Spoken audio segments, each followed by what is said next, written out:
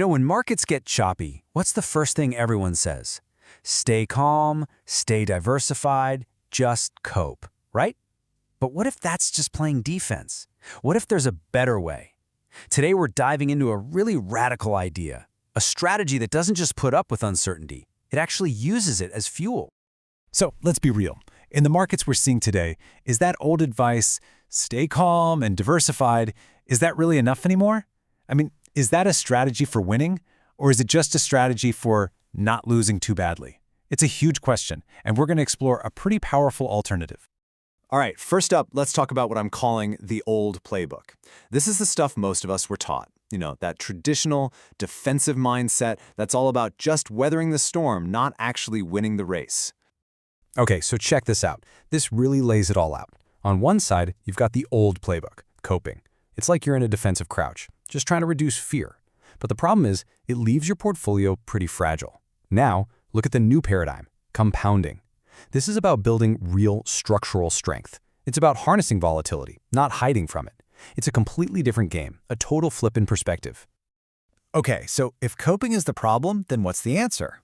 Well, this brings us to a whole new approach, and it's built around this proprietary trading engine called FX212. And listen, the key word here is structural.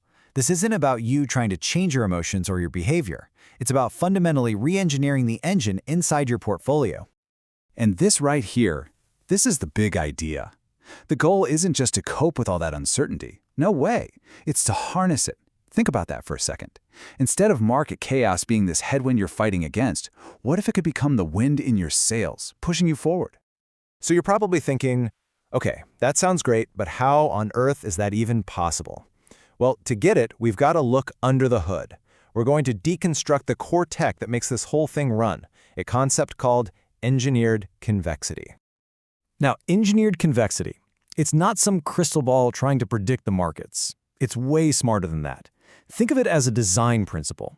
It literally builds a structural bias toward the upside right into the system. What that means is the system is fundamentally designed to benefit from market swings. It turns what's normally a huge threat into pure fuel for growth. And here's a really simple way to picture it. Imagine something called a convexity safety envelope. Every single move the system makes happens inside this, like protective bubble. The downside? It's capped. It's strictly limited. But the upside? It's wide open. This creates this incredibly powerful built-in advantage, or asymmetry if you want to get technical. So how did they even build this thing? Well, it's basically a three-step process. First, they took the expertise of a trader with 30 years in the trenches and digitized their edge into a deterministic engine. That just means it runs on hard-coded rules, not gut feelings. Step 2, this engine trades around the clock. No emotion, no fatigue, no bias, and always inside that safety envelope we just talked about. And the result? That's step 3. Market volatility gets systematically converted into a structural compounding advantage. And this quote from Henning Dupries, the market scientist who actually created this, just nails it. He says, "We don't predict the markets, we design the path that compounds through them. It's not about guessing, it's about engineering. It's about building a system that's designed to make money no matter which way the market zigs or zags." All right, so now that we've seen how the engine works, let's zoom out and look at the real-world impact. Because the source material for this explainer, it doesn't just frame this as a new strategy. It calls it an entirely new third path to creating wealth. That's a huge claim. And the numbers? Yeah, they're pretty compelling. Based on its performance, this FX212 engine ranks in the top 1 to 2% of all global asset managers.